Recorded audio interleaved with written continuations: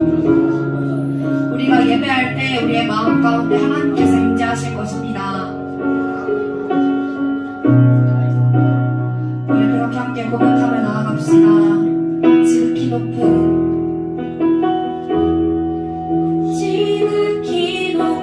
주님은 나 지성소로 드러납니다.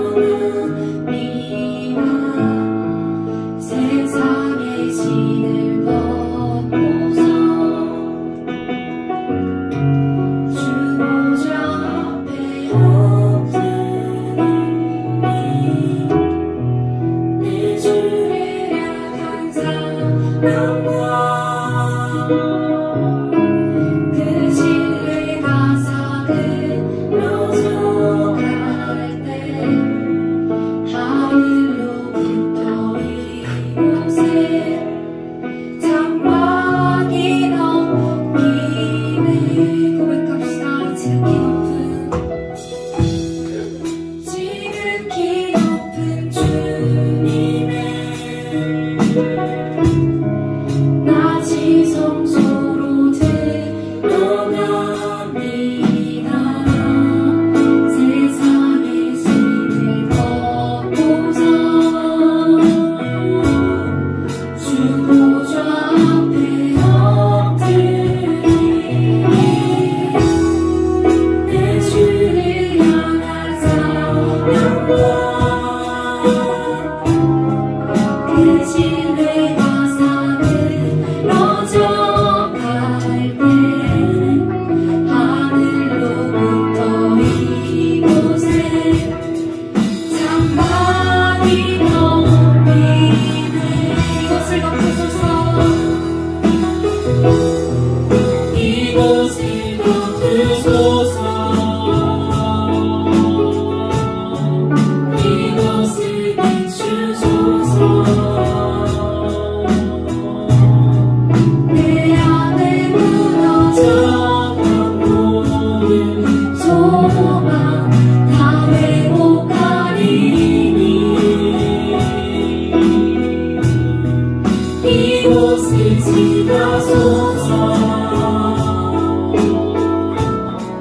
이곳을 만지소서. 내 안에 죽어가는 모든 예배 다 살아나리라. 찬양합시다. 지극히 높은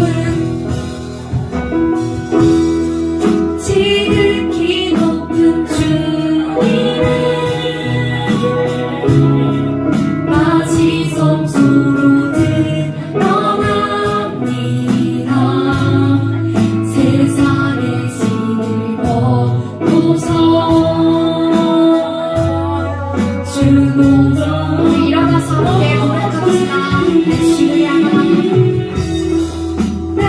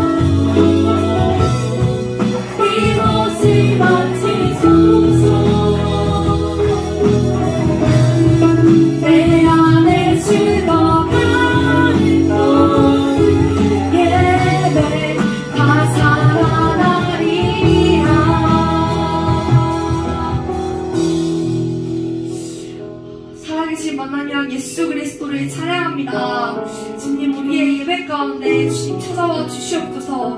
여기 있는 모두가 진심으로 주님을 높여드리며 하나님 아버지 우리가 온 마음 다해 주님을 찬양할 때 우리 안에 있는 모든 거짓된 우상들과 진리되지 않은 세상의 것들이 모두 끊어지게 하여 주시옵소서. 우리 가운데 예배를 사모하는 마음이 있게 하시고 성령님을 사모하는 마음이 충만하게 있게 하여 주시옵소서. 하나님 우리의 마음 가운데 주님 함께하여 주시옵소서.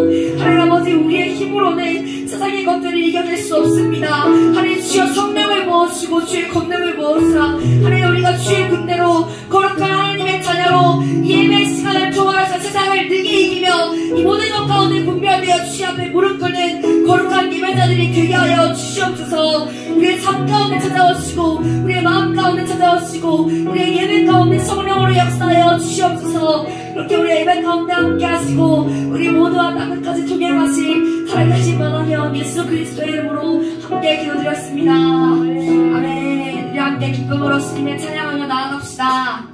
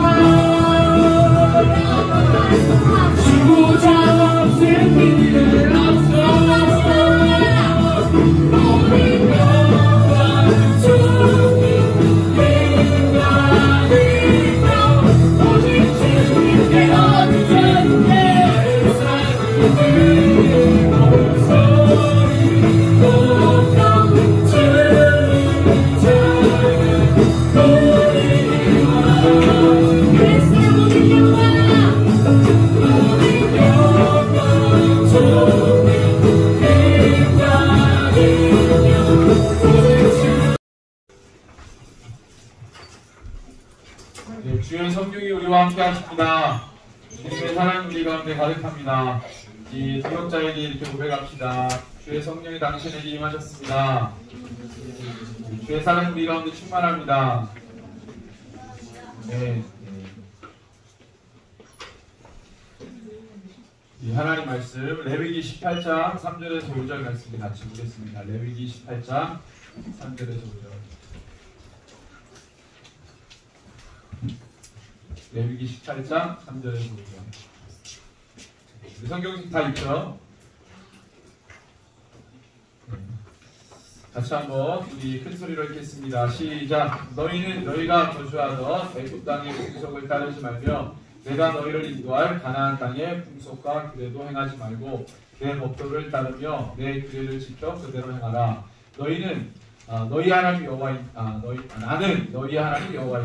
너희는 내 규례와 법도를 지키라. 사람이 일을 행하면 그로 말미암아 살리라. 나는 여호와이니라. 아멘. 네. 친구들 다 안 읽은 것 같은데 같이 한번 3절에서 5절 다시 한번 읽겠습니다. 시작. 너희가 거주하던 애굽 땅의 풍속을 따르지 말며 내가 너희를 인도할 가나안 땅의 풍속과 규례도 행하지 말고 내 법도를 따르며 내 규례를 지켜 그대로 해. 나는 너희 하나님 여호와이니라. 너희는 내 규례와 법도를 지키라. 사람이 일을 행하면 그로 말미암아 살리라. 나는 여호와이니라. 아멘. 네, 하나님 말씀은 변함이 없죠. 주의 말씀은 영원합니다. 아멘. 아멘. 한 번도 변한 적 없는 주님의 말씀을 우리 가운데 주셨어요. 그래서 2000년 전에 그리스도인이나 지금의 그리스도인들이 다 똑같은 성경을 보고 있습니다. 그리고 3000년, 4000년 전에 주셨던 말씀이나 지금 말씀 우리가 받을 때 그대로 순종하면서 하나님 말씀이 변한 적 없고 주신 말씀대로 반드시 이루시겠구나, 이런 믿음 가지고 우리가 성경을 보잖아요. 구약에 있는 모든 말씀도 사라지지 않고 그대로 지금 이 시대에 우리가 살아갈 때 적용 가능한 말씀인 줄로 믿습니다. 그죠? 그래서 우리가 그 말씀을 따라갈 때 반드시 세상을 이기는 줄로 믿습니다. 우리 말씀해 보니까 하나님께서 이스라엘 백성들에게 이렇게 말씀하세요. 야, 너희들 애굽 땅의 풍속을 따르지 마라. 어디 땅의 풍속을 따르지 마라? 애굽 땅의 풍속을 따르지 마라. 애굽 어딥니까? 이스라엘 백성들이 나온 데잖아요. 애굽은 어떤 땅이에요? 태양신 숭배하고, 그죠? 우상 숭배가 가득한, 하나님을 믿지 않는, 그러니까 애굽의 역사 통틀어서 다 태양신 숭배하고 이방 우상들로 가득한 땅이에요. 죄악의 온상이에요. 가증한 죄악들이 얼마나 많은지 몰라요. 그 애굽 땅의 풍속을 따르지 말라고 주님이 말씀하십니다.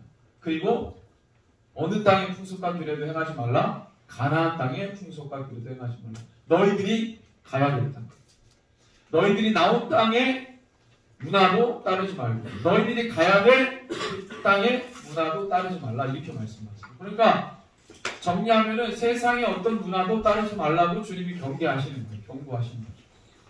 애굽 땅도 굉장하지만 이스라엘 백성들이 가는 가나안 땅도 깨끗한 땅은 아니에요. 어떻게 보면은 더 야만적인 사람들이 살고 있었죠. 그리고 거긴 뭐 체계도 없어요. 애굽은 한 국가지만, 한 국가의 한 왕의 통치를 받지만 가나안 땅은 전혀 그런 땅이 아닙니다.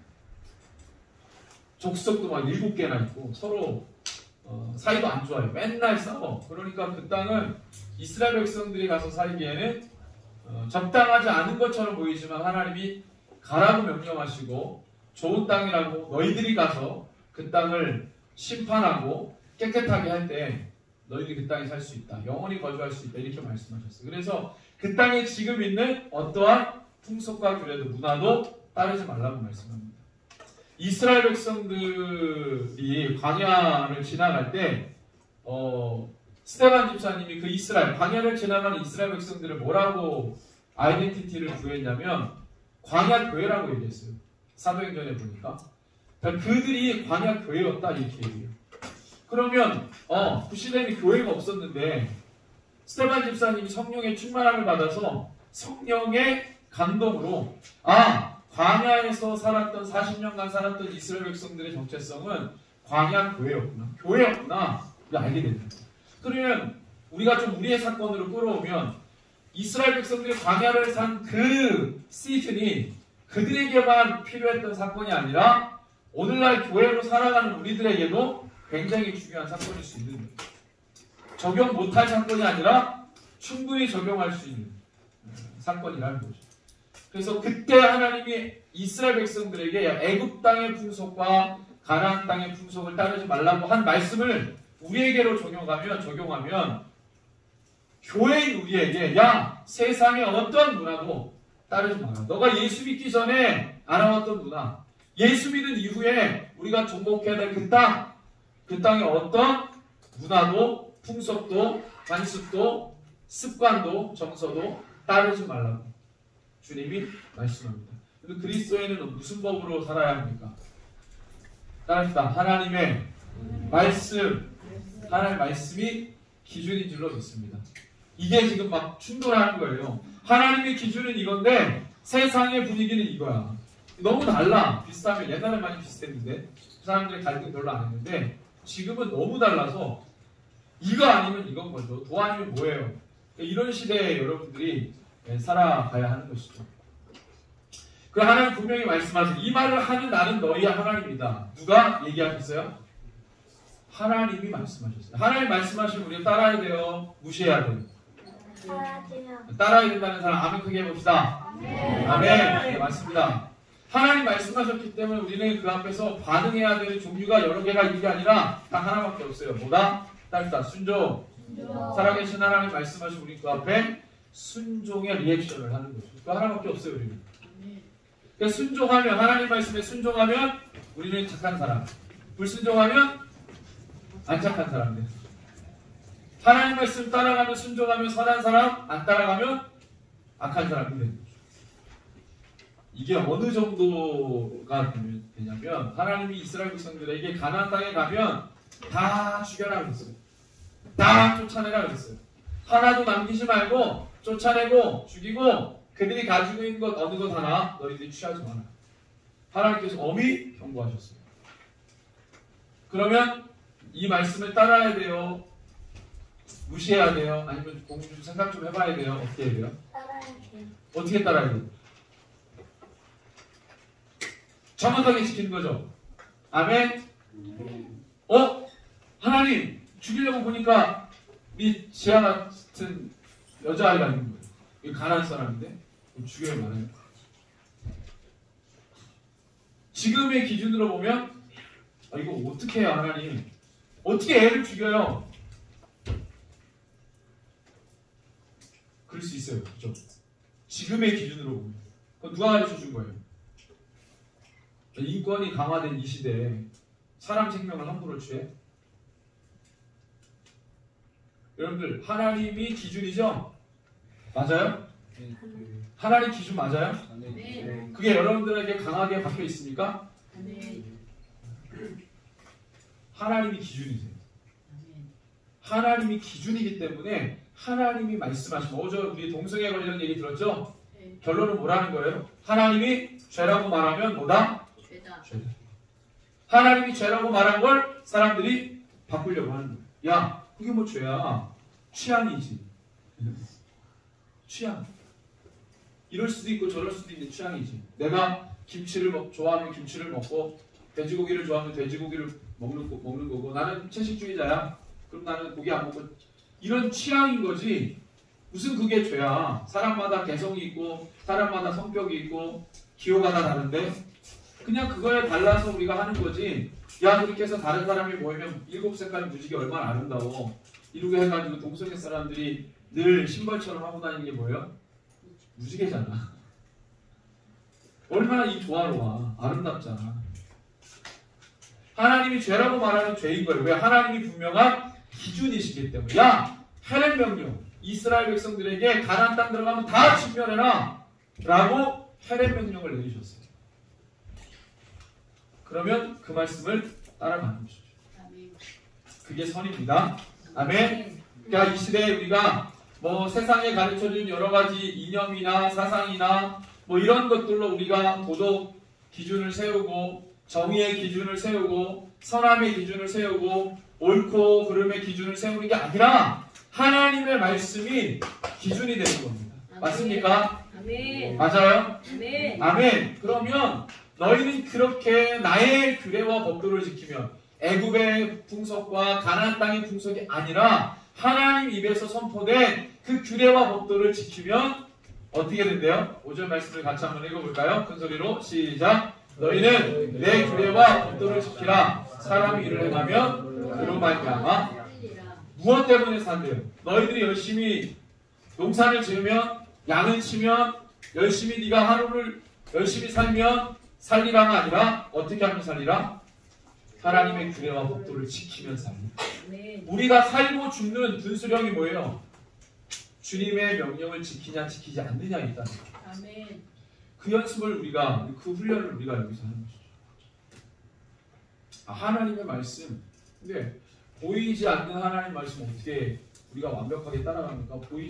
보이는 사람도 보이는 사람의 권위도 보이는 사람의 어떤 지시도 명령도 따라가지 않는 이 시대에 다 개인이 중요하잖아요. 개인. 나의 판단, 나의 선택, 나의 결정, 나의 분석, 나의 해석.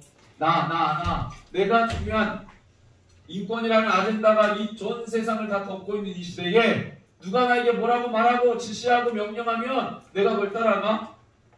권위자에게 상처받는 사람들이 다른 권위자에게 절대 굴복을 못해요. 그 상처 때문에. 그러니까 부모님에게 상처받으면 다른 권위자에게 순복이 안 됩니다. 이 자꾸만 흘러가는 것이죠. 그럼 보이지 않는 하나님 말씀 어떻게 따라가요? 보이는 권위자에게도 순종이 안 되는데 그러니까 그걸 광야 사건에서 보여줬잖아요. 고라 자손들이 야 모세 아론 너만 지도자냐?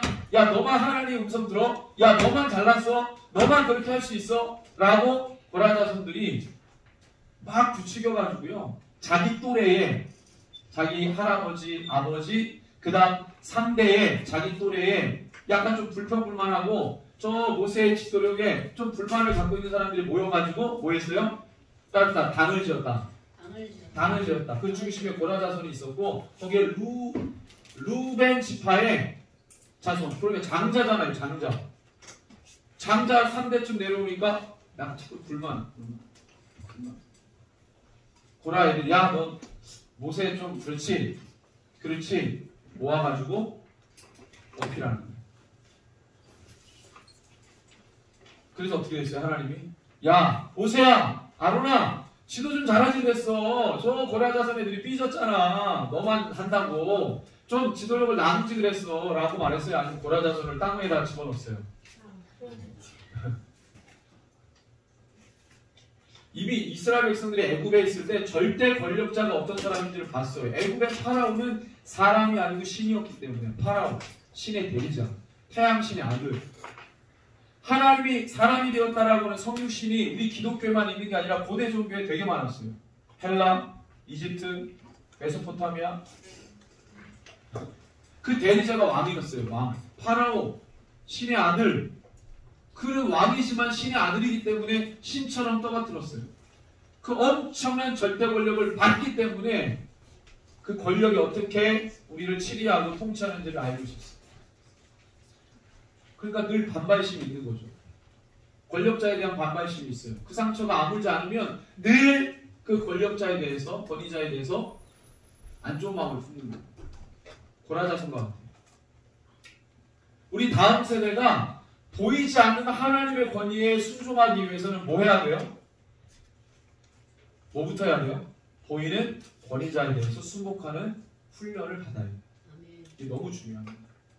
그래야 가나안 땅에 들어가서 그들의 풍속과 규례를 행하잖아요. 할렐루야. 네, 우리 옆에 우리 동역자에게 우리 이렇게 고백합시다. 너는 할 수 있어.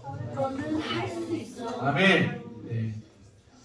자, 가나안의 풍속에 뭐가 있을까요? 레위기 18장 21절 우리 같이 한번 읽습니다. 시작. 너는 결탄코 자녀를 몰렉에게 주어 물로 통과하게 함으로 내 하나님의 이름을 욕되게 하지 말라. 나는 여호와입니다. 가나안의 풍속 중에 굉장히 잔인한 게 있죠. 이거 절대 따라서는 안 되는데 가나안에 굉장히 만연해 있던 풍속 중에 하나였어요.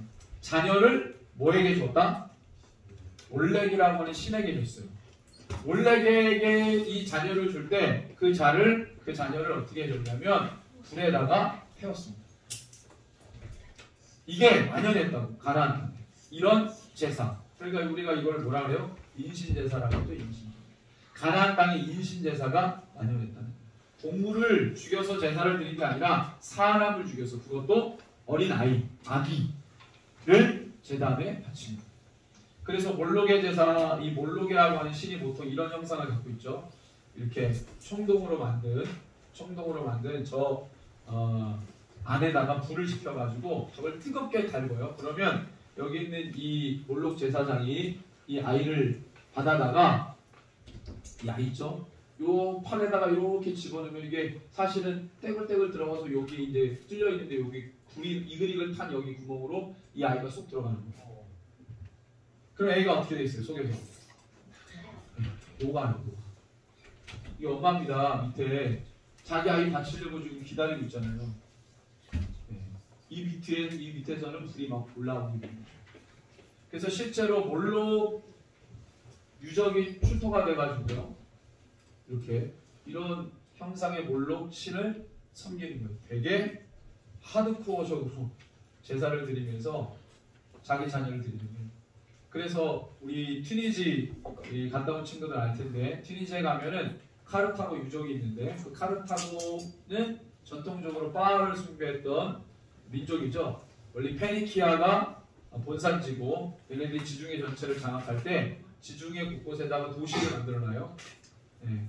그 중에 하나가 카르타고입니다. 이 카르타고 사람들은 이인신제사를 엄청 드렸어요.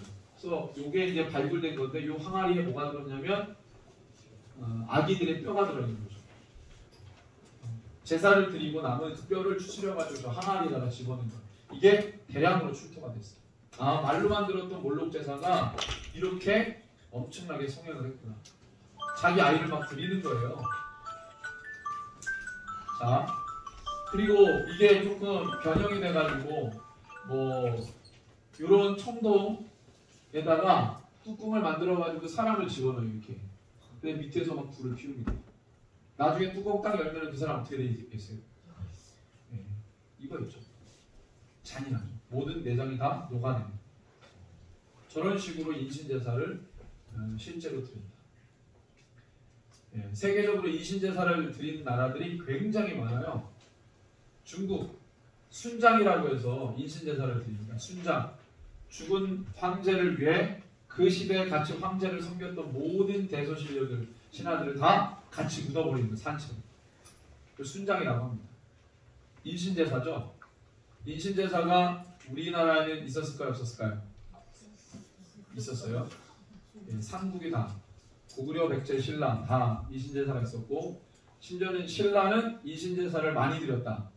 그래서 출토가 됐어요. 어느 거대한 성을 짓는 그 밑에다가 이 성을 잘 짓게 해달라고 사람을 산채로 제물로 맞춰가지고 드린 거죠. 그래서 발굴이 됐어요. 그 신라는 학자들이 이런 인신제사가 굉장히 만연한 국가입니다. 전 세계적으로 또 뭐 아프리카 지중해에는 말할 것도 없죠. 아까 우리가 말했던 그런 고대 하드코어 종교들이 이런 인신제사를 드리도록 합니다. 북유럽에는 바이킹 알죠? 바이킹. 이 바이킹들이 인신제사를 엄청나게 드립니다.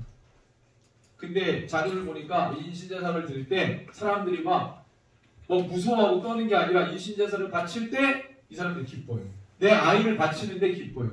영광스럽게 생각합니다. 그 다음에 이제 아즈텍 문명의 16세기. 이거는 기원후 16세기니까 지금으로부터 몇 년 전일까요? 거의 한 500년 전에. 그죠? 불과 500년 전에 저 중미에서 아즈텍 문명의 이 엄청난 문명이 인신제사를 엄청 드리는 거예요. 그래서 막 배를 갈라가지고 막 심장을 꺼내고 목을 치고 산채로 신에게 저렇게 인신제사를 드렸습니다. 전 세계적으로 인신제사가 엄청나게 많이 했어요. 자, 몰록은 이 어린이 인신제사로 굉장히 유명한데 왜 이렇게 인신제사를 막 드리냐? 전 세계적으로 인신제사를 드리는 이유가 뭐냐? 뭐예요? 전쟁에서 승리하기 위한 힘을 얻기 위해 신에게. 그 다음에 우리가 살아가는 땅을 비옥하게 만들기 위해 부족과 종족의 번성과 그들의 풍요를 위해 뭐 하는 거예요? 다음 세대 자녀들을 산채로 몰록에게 주는 거예요. 그러니까 지금 세대의 성공과 번영을 위해 다음 세대를 희생시키는 거였어요. 이게 하나님을 너무나도 가증하게 여겼던 제사였습니다. 지금 현 시대의 번영과 안정을 위해서 누구를 희생시킨다고요? 다음 세대를 희생시킵니다. 그러니까 다음 세대를 희생시킴으로 그것에 만족한 신이 지금 살아가는 당대의 모든 사람들을 행복하게 해줍니다. 근데 원래는 거꾸로죠. 다음 세대를 성공하기 위해 앞선 세대가 희생하죠. 이게 맞는 거 아니에요? 근데 고대 시대는 우리가 잘 되기 위해 다음 세대처럼 자녀들을 상처로 몰록에게 바쳤다. 근데 이제 고대 몰록 제사가 우리 현대에서 재현되고 있습니다. 이렇게 사람들이 기뻐하고 막 나팔을 붑니다. 애기를 막 산채로 드리는데 나팔 불고 기뻐하고 막 사람들이 두 팔 벌려 막 받으소서 이러고 불을 피워오르고 이래가지고 이렇게 해서 드리는 거예요. 우리의 부족과 민족의 번영과 성공을 위해 풍요를 위해 저렇게 다음 세대를 죽이는 저 몰록 제사가 현대에서 재현되는 거죠. 어떻게 해요? 이런 식으로. 뭐 하는 거예요? 네? 네. 대학 시험 볼 때 부모님들이 뭐예요? 만점 맞게 해주세요. 기도하잖아요. 근데 이거는 모든 종교가 다 하더라고요. 천주교, 기독교, 불교 다. 수능 잘 보게 해달라고. 우리 자녀들 좋은 대학 가게 해달라고 저렇게 빌고 또 빌고 구하고 또 구하고 좋은 대학 붙게 해주세요. 이건 불교에서 하는 거고. 세 가지 종교가 이건 다 합니다. 똑같이 원함도 똑같아요. 뭐만 달라요? 구하는 내용은 다 똑같잖아요. 다른 건 뭐예요? 대상만 달라. 구하는 대상이 누구예요? 신이 다르잖아요. 신만 다를 뿐 내용은 다 똑같다니까. 이거 하나님이 받으시겠어요? 기도를? 야, 불교에서도 하는 기도, 카톨릭 엄청난 이단이잖아요. 복음이 없는 그런 데서도 하는 기도, 다른 종교 샤먼도 그렇죠. 샤머니즘 이런 데서 하는 다 기도의 내용을 하나님 앞에 드린다. 똑같이 하나님 안 들으시죠. 우리 친구들이 어딜 많이 가요? 학원입니다. 그래서 충주에도 물어봤어요. 야, 한 친구가 학원을 몇 개까지 다니냐? 몇 개까지 다닐 것 같아요? 일반 친구들이. 여기 있는 친구들은 목사님들은 건 4개. 우리 5년을 10개 뭐 이렇게 얘기하는데 아니 몇 개? 5개? 몇 개예요? 네, 여기 있어. 2개. 보통 3개. 목사님들은 건 4개까지 다니는 친구. 그래서 학교 끝나면 집에 올 때 11시, 12시. 부모님들 맞벌이 하시니까 애들을 학원으로 다 보냅니다. 그래서 초등학교 5학년, 6학년생 스트레스 요인이 뭐예요? 학원 다니기. 학원을 계속 미술학원, 음악학원, 태권도 학원, 수학학원, 영어학원 다닙니다. 청소년이 행복하지 않은 이유 42.9% 뭐예요? 학업 부담. 네? 학원도 한두 개 다니는 게 아니라 여러 개를 막 돌아다녀요. 지쳐요. 학원 다니면. 학원에서는 뭐 배웁니까? 지식을 배우죠? 지식만 배워요. 이렇게 막 학원 막 선생님이 얘기하다가 막 조는 애들이 있어도 절대 안 배웁니다. 왜? 그분은 그 시간 때우고 가면 월급 받으니까. 자기 할 일 다 하는 거예요. 거기에 어떤 인간적인 커뮤니케이션이 없어요. 지식을 전하고 여기는 고객이니까 받는 거예요. 그래서 학원을 5개씩 다닌 애가 학교 와서 공부하면 공부를 어떻게 해요? 저거 학원에서 다 배운 건데. 선생님도 뭐로 전락해요? 선생님은 진짜 교육을 하는 사람인데 선생님도 학원 강사로 바뀌어요. 수업 시간에 졸아도 절대 안 깨웁니다. 왜? 고객이니까. 교육 서비스 받는 고객님께서 계시는데 힘들어가지고 학원도 5개씩 다니고 어제도 새벽에 잤네. 그러니까 선생님 절대 안 깨웁니다.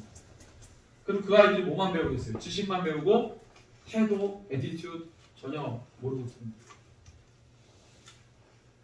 사람과 사람의 어떤 커뮤니케이션을 안 배워요. 그게 교육인데 그걸 전혀 안 배우는 아이들이 지식만 학원 가서 학교 가서 지식만 나의 어떤 눈빛과 태도와 행동과 말투와 이 모든 것들은 전혀 누가 말해주거나 그것에서 시시비비를 가리거나 옳고 그름을 말해주지 않아요.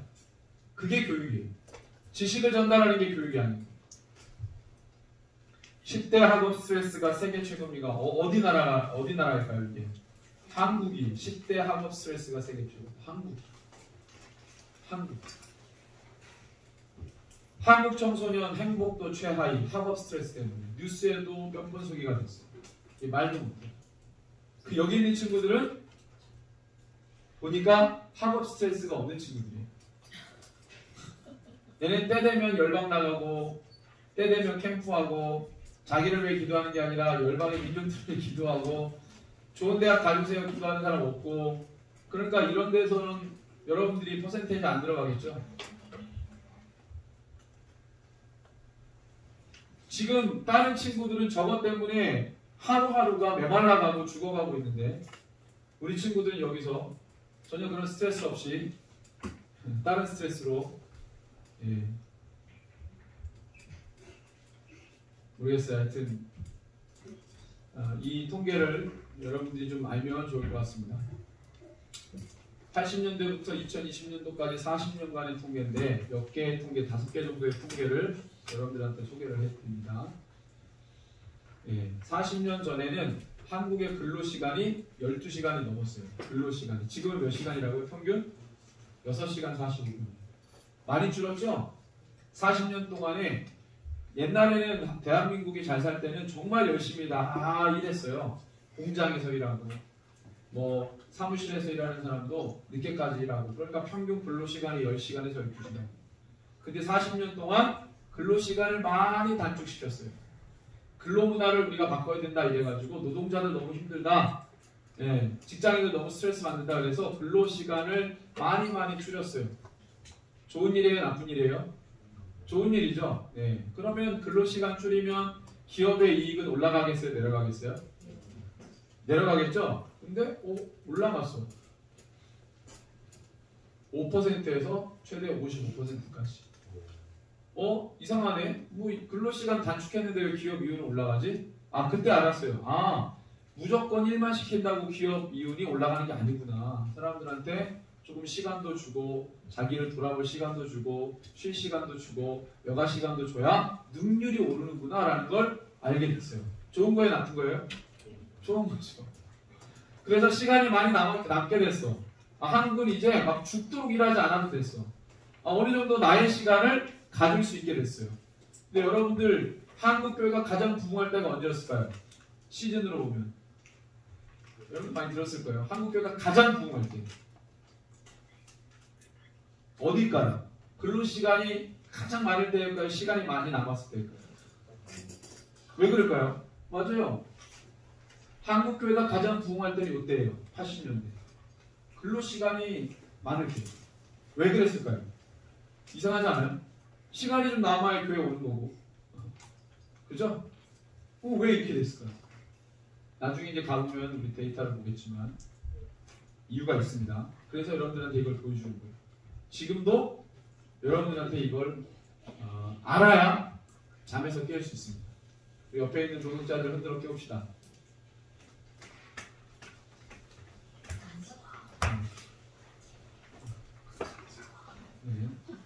흔들어 깨워주세요. 예배 때 졸면 절대 안 됩니다. 수업 때도 그렇고. 자, 보세요. 눈을 크게 뜨고 보세요. 이걸 봐야 돼요, 여러분들이. 근로시간이 단축됐는데, 그래서 시간은 많아졌는데, 기업의 이윤이 올라갔다. 좋은 일이에요. 그러니까 월급도 많이 받았어요. 시간은 단축됐는데 월급 올라갔어요. 좋은 일이죠. 자, 이건 뭐냐면 학업시간입니다. 사교육시간 올라갔어요. 이거 왜 올라갔는지 혹시 느낌이 오는 사람 있어요? 이걸 분석할 줄 알면 대단한 겁니다. 왜 올라갔지 학업시간이? 네? 사교육시간 포함인 거예요. 거의 대부분 사교육인데 왜 올라갔을까? 전에 있던 두 그래프하고 연관이 있어요.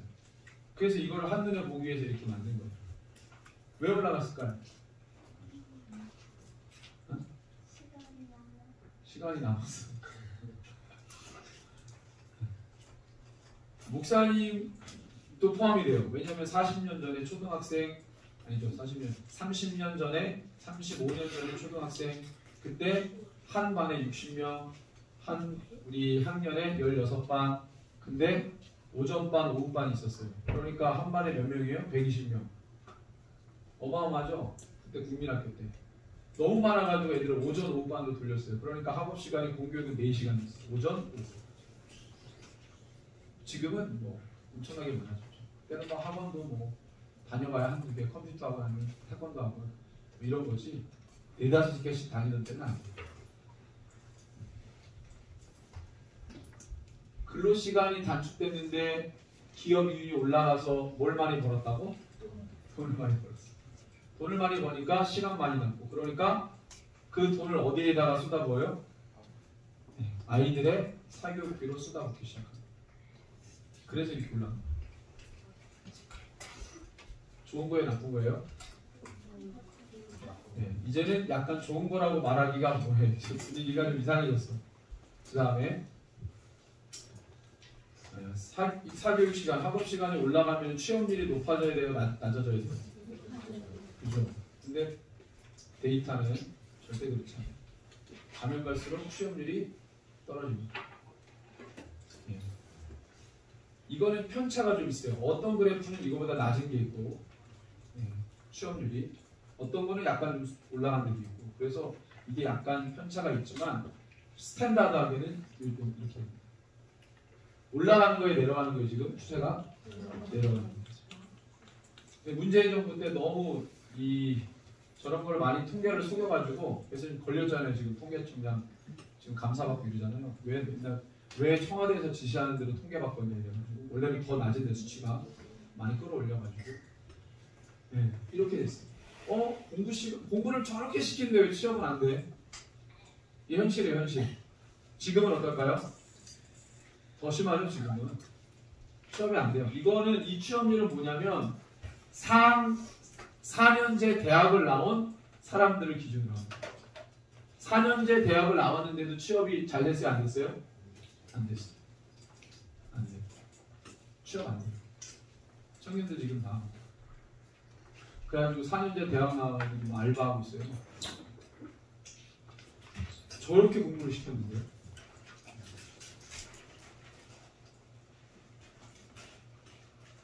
자, 이거는 좀 여러분들에게 심각한 데이터입니다. 이거 우리 친구들 본 친구들은 있을 거예요. 이게 무슨 데이터일까요? 청소년 자살률. 1990년대부터 2020년대 30년 동안 쭉 상승하다가 언제 이게 엄청나게 피크를 치냐면 2010년도에서 20년, 10년 동안 청소년 자살률. 우리 OECD 국가 중에, 그러니까 좀 잘 산다는 국가들을 OECD 국가라고 합니다. OECD 국가 중에 우리나라가 포함되어 있어요. 그래서 늘 세계적으로 통계를 낼 때는 OECD 국가 기준으로 통계를 내요. OECD 국가 중에 대한민국의 청소년 자살률 몇일까? 1위입니다.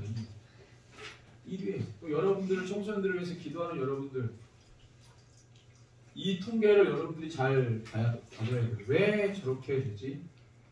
이거는 어느 한 세대를 고친다고 되는 게 아니라 한국 사회가 지금 모든 게 병들어가고 있어요. 이건 스타일의 문제, 방식의 문제. 청소년 세대만 못해서 저렇게 된 게 아니에요. 청소년 세대만 못해가지고 자살을 1위로 저렇게 하는 게 아니에요. 사회 구조 전반적으로 다 맞물려 있어요. 그러니까 여러분이 청소년 세대만 기도한다고 될 것도 아니에요.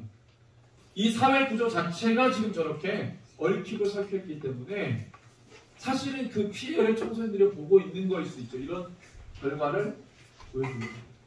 자살률은 2020년도에 50.1% 되는 거예요. 근데 더 충격적인 통계는 이거예요.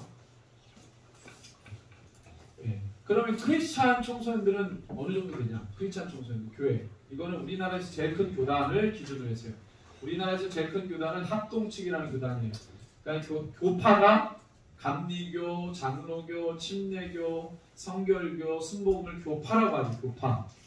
근데 그 교파 안에 교단들이 있어요. 장로교회는 뭐 200개의 교단이 있고, 뭐 순복음은 2개인가 3개인가 있고, 감리교도 2개가 있고, 막 이렇게 있잖아요. 침례교 2개 있고. 근데 장로교가 교단이 제일 많죠. 그 장로교 안에 제일 큰 교단이면서 전 교파를 초월해서 제일 큰 교단 교파가 이 합동측, 장로교 합동측인데 그 교단을 기준으로 데이터를 만든 건데 청소년들이 얼마나 올라가고 내려가는지 크리스찬 청소년들이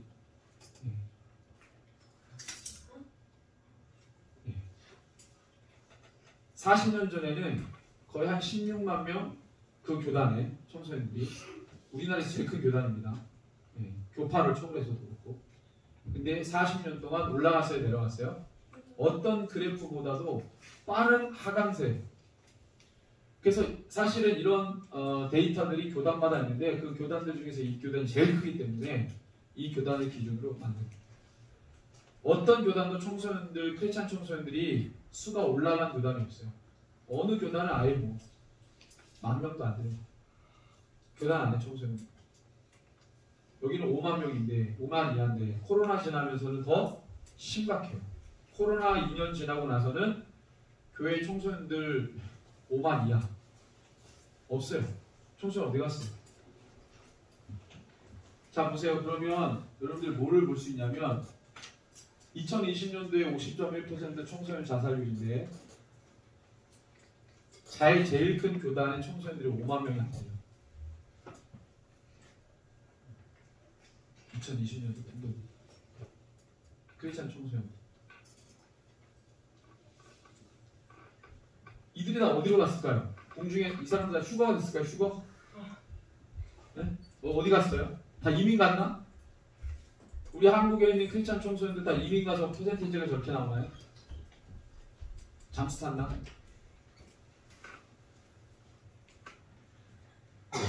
그래서 요걸 여러분들이 보면 됩니다. 2000년부터 2020년이니까 약 20년이죠. 20년 동안의 이 구간이 되게 중요해요.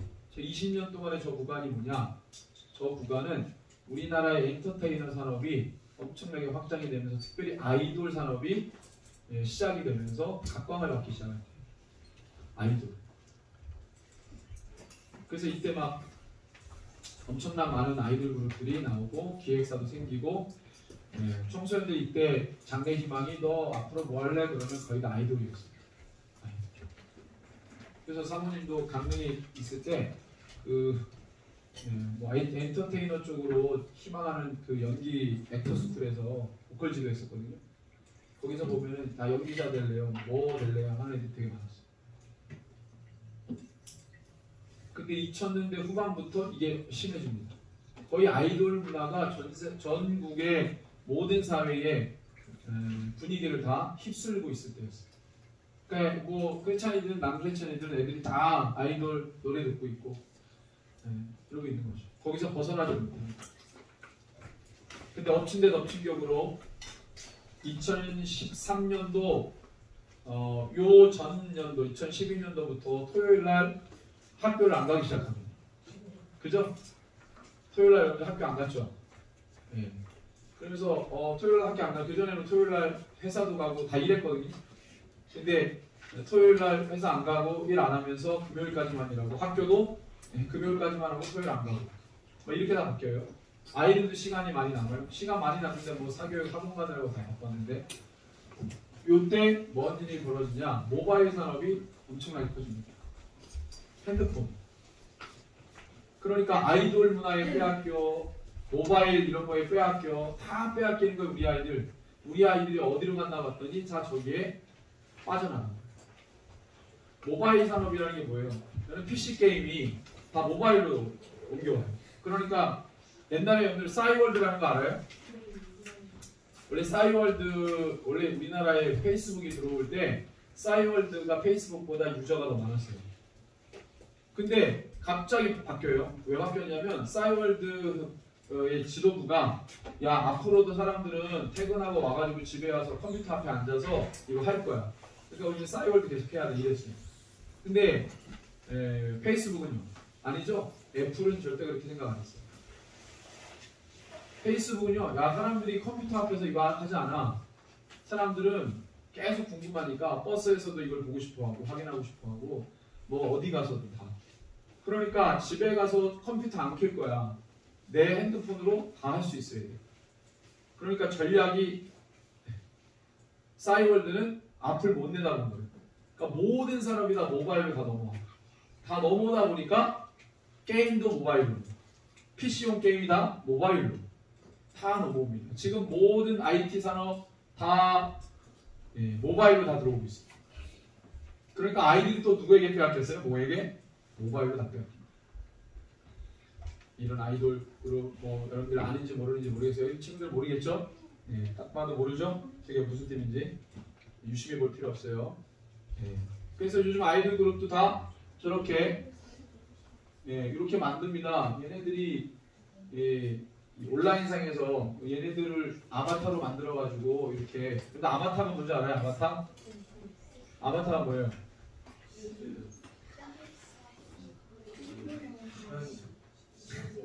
여러분들 아바타가 뭐냐면 인도의 신이에요. 인도 신. 인도의 신들 중에 아바타가 있어요. 아바타. 인도 신 이름이에요. 인도 신 이름. 그러니까 우리는 알게 모르게 이런 우상 숭배의 요소들이 다 문화로 들어오는 거예요. 문화 컨텐츠로. 모르고 쓰는 거예요. 이런 걸 다 얘네들 아바타로 만들어가지고 이렇게 SNS 이 사이버 공간에서도 활동할 수 있도록 다 하는 거예요. 이거에서 못 벗어나는 거예요. 우리 청소년들 다 어디로 갔나 봤더니 교회에서 나온 애들이 다 저기에 가 있는. 다 저기에 빠져 있어. 다 저기에 마음을 빼앗겼어.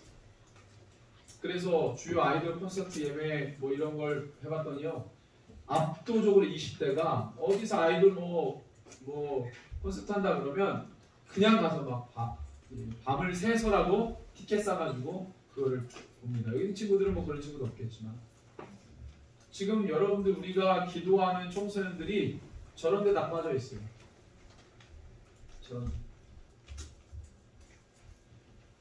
복음을 몰라서일까요?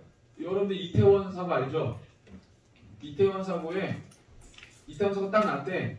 목사님이 누군가에게 그랬어요. 저기 아마 청소년도 있을 거다. 청년들만 가지 않았을 거다.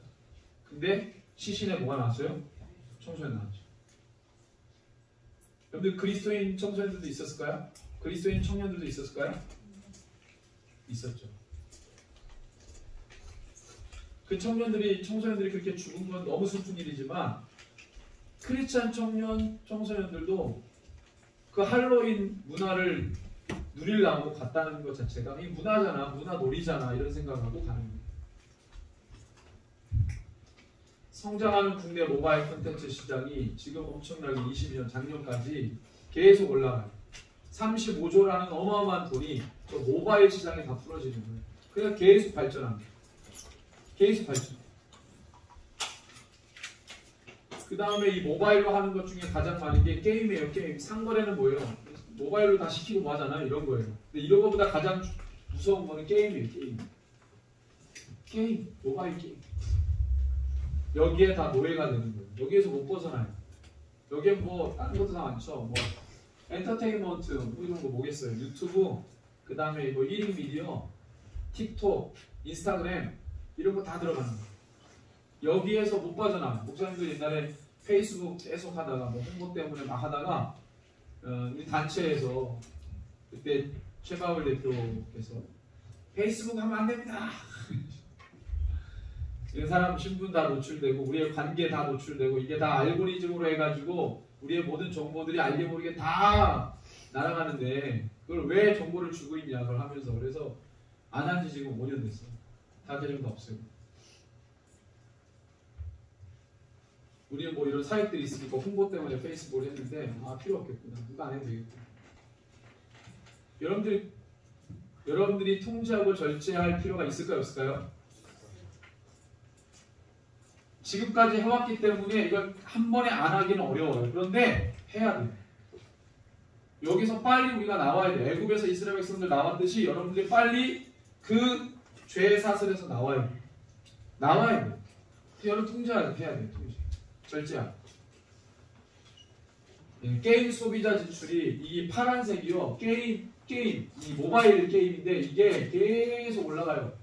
계속 올라갑니다. 지금 모바일 IT 기술이 어마어마해서 아마 이 그래프는 더 올라갈 거예요. 상승. 그래서 이 모바일 IT 분야에서 계속해서 투자를 하고 있는 기술 개발하고 있는 회사는 마이크로소프트, 애플, 페이스북, 메타로 바뀌었죠. 이름이 메타로 바뀌었어요. 네. 그 다음에 오픈AI. IT 기업입니다. 다. 이런 기업들이 어마어마한 천문학적인 돈을 해가지고 지들끼리 합자를 하든지 펀드를 만들어가지고 엄청나게 기술 투자합니다. 주 고객층이 몇 살? 10대, 20대. 여러분들, 청소년, 여러분들이 기도하는 청소년 세대의 주 고객이에요. 얘네들은 뭐만 출시만 됐다 하면 부모님 쫄라가지고 해요. 교회 가서 예배하면은 나 이거 해줘. 뭐 하면 이거 해줘. 이런 식으로 해가지고 쫄라서 이거 다 하는 거예요. 부모님들의 애가 쫄르니까 해주고 얘 망치는 것도 모르고 죽어간다고. 그래서 성경에 짐승 비스트 영혼이 없는 짐승. 여러분들 짐승은 영이 있어요 없어요? 없어요. 하나님이 짐승에게 영을 안 불어넣었어. 사람에게만 불어넣었어요. 짐승은 영이 없어요. 이런 기기에 우리의 신념과 마음을 다 빼앗기면 우리가 비스트가 된다. 하나님의 형상을 잃어버려요. 아까 우리 어제 그 동성애 있잖아요. 여러분들 최초의 동성애 어디서부터 시작했어요? 성경에 나오잖아요. 응? 성경에 나와요. 소돔과 고모라에 보면, 그죠? 남색하는 자. 성경에 최초의 창세기, 그것도 창세기에 나와요. 하나님이 천지를 창조하신 역사가 기록된 그 어마어마한 창세기에 남색 때문에 심판받은 도성이 있어요.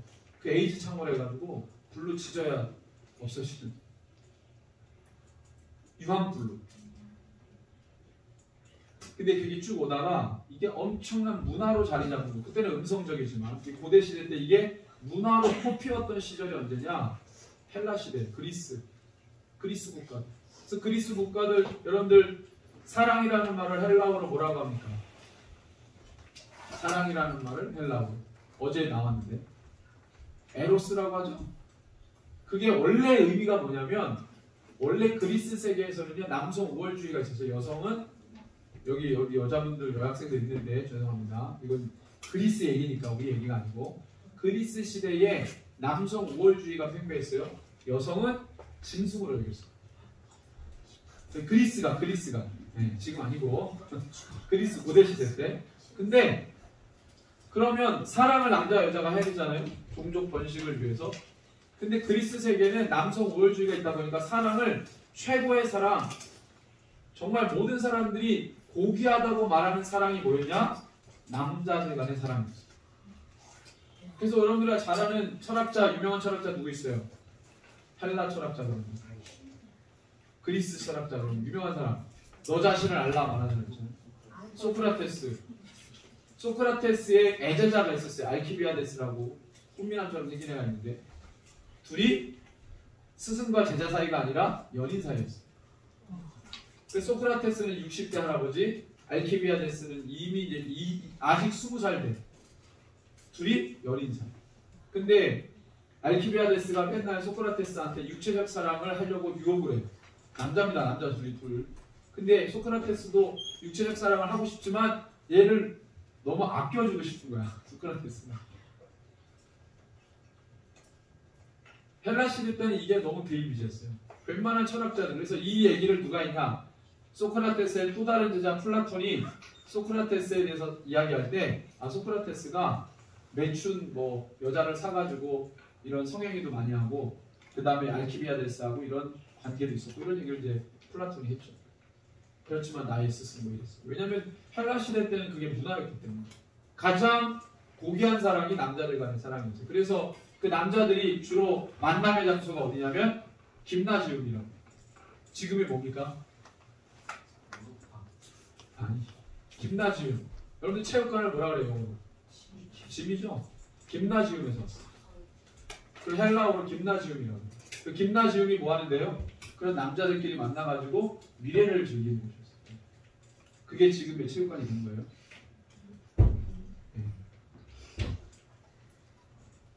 그때 헬라 시대 때 이런 동성애, 그러니까 하나님이, 그래서 로마서에 보면은 바울이 외치잖아요. 야, 하나님이 순리로 쓰라고 준 거를 그들이 뭐다? 영리로 바꿨다. 남자가 남자를, 여자가 여자를.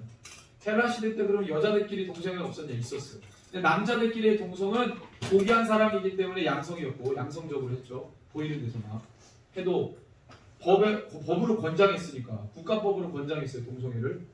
근데 여자들은, 죄송합니다, 사람이 아니었기 때문에 자기네들끼리 하는 거는 좀 금지까지는 아니지만, 그래서 음성적으로 합니다. 지지를 못 받으니까. 동성애라는 것이 그렇게 꽃피었어요. 그때 바울이 엄청나게 로마서에서 말하는 거죠. 이 더러운 것들. 여러분들, 그러면 우리의 마음이 어떻겠어요? 다 여기 빠져나가고 짐승되는 거예요. 그 짐승이죠. 비스트. 여러분들, 이런 사실은 간음이라는 게 뭐예요? 성경에서 간음은 뭐예요? 하나님을 두고 다른 신을 섬기는 거를 뭐라 그래요? 간음이라고 했죠? 우리가 하나님 사랑한다고 해놓고 여기에 빠져있으면 우리는 뭐 하는 거예요? 간음이죠? 영적 간음.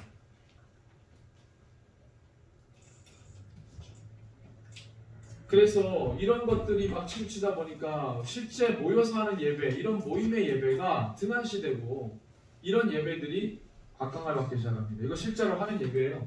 교회에서 메타버스로 예배를 하는 거죠.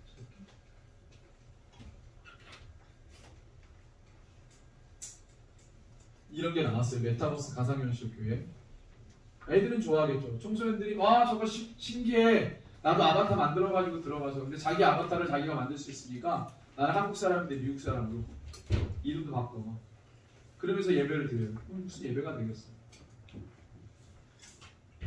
우리 마태복음 2장 16절에 같이 한번 읽어볼까요? 시작. 이에 헤롯이 박사들에게 속은 줄 알고 심히 노하여 사람을 보내어 베들레헴과 그 모든 지경 안에 있는 사내 아이를 박사들에게 자세히 알아보고 그때를 기준하여 2살부터 이 무슨 얘기인지 알죠? 예수님을 탄생하였던 그때에 동방 박사들이 와서 유대인의 왕이 어딨냐라고 헤롯에게 물으니까, 헤롯은 이미 유대의 왕인데 또 다른 유대의 왕을 이야기하니까 전설의 그 뭐야 어딨어? 그래서 그 동방 박사가 자기에게 알아본 그때를 기준으로 2살부터 그 아래로 다 죽였어요. 그래서 예수님의 탄생할 때 예수님의 동기나 그의 형들은 없습니다. 다 죽었기 때문에. 헤롯이 다 죽였죠.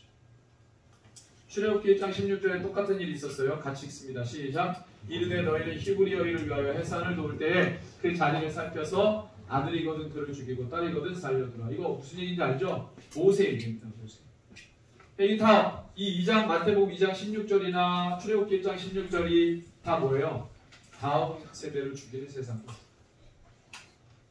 자기네들의 이익을 위해, 어떠함을 위해서 다음 세대를 저렇게 막 죽이는 거예요. 여러분들 막 죽이는 거예요.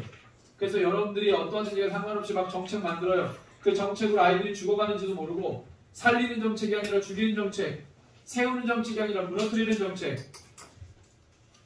세상 권세자들이 그렇게 법을 만들고 집행해요. 우리 한번 읽어볼까요? 시작.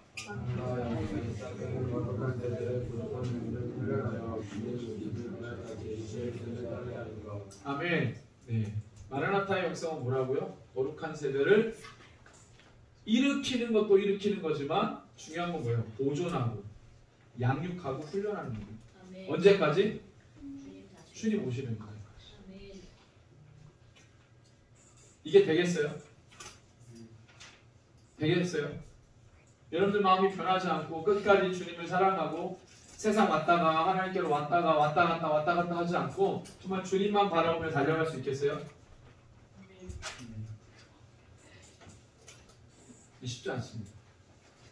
하나님의 사역 가운데 있으면서도 갈팡질팡하는 영혼들이 많아요. 주의 비전을 따르는 겁니다. 주의 비전은 뭔가요? 우리 청소년들, 주의 비전, 하나님의 약속을 주의 비전이라고 말합니다. 맞습니까? 하나님의 약속은 뭐예요? 예수님의 약속은 뭐예요? 우리 마태복음 28장 한번 찾아보겠습니다.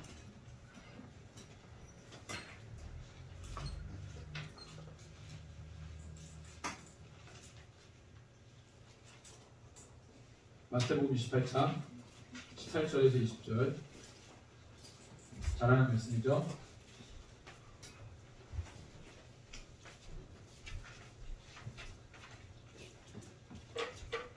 외우는 친구들도 있을 텐데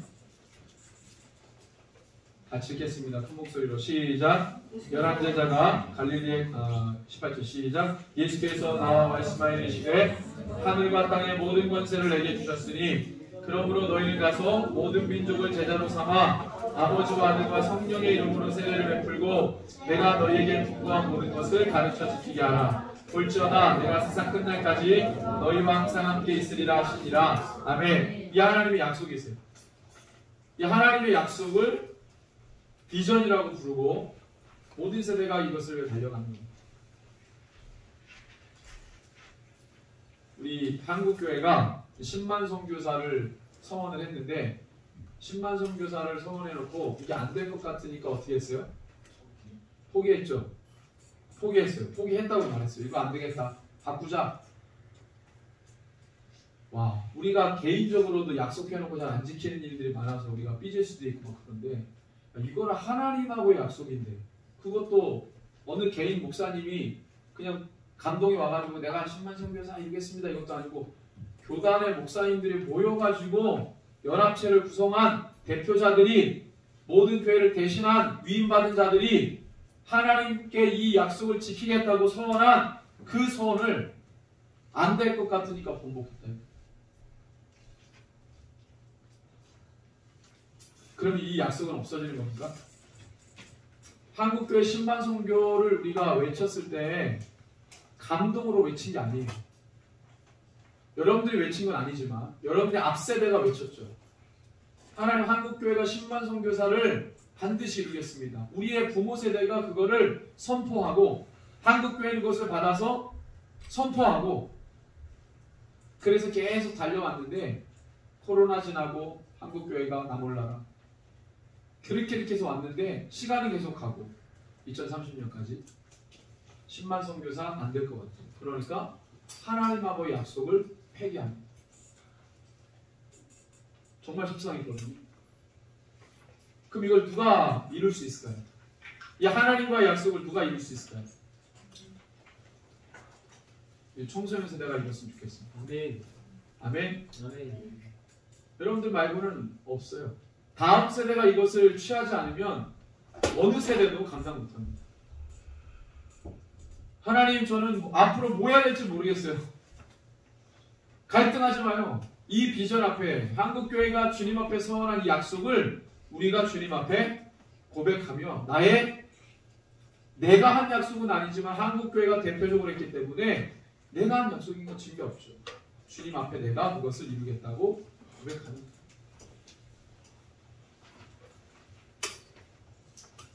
마지막 때는 어느 때와 같다고 예수님 말씀하십니까? 어느 때와 같다고 말씀하세요? 이거는 누가 얘기하신 거예요?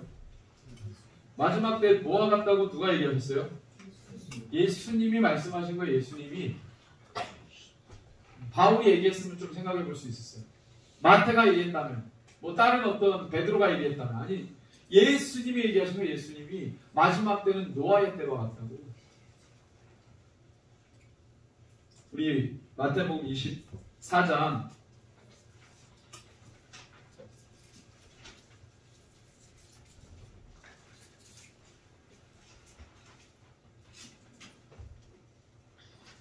37절에서 39절 같이 읽습니다. 마태복음 24장 37절에서 39절 같이 읽습니다. 시작. 노아의 때와 같이 인자의 마음도 그러하리라. 홍수전에 노아가 방주에 들어가는 날까지 사람들이 먹고 마시고 장가들고 시집가고 있으면서 홍수가 나서 그들을 다 멸하기까지 깨닫지 못하였으니 인자의 마음도 이와 같으리라. 아멘.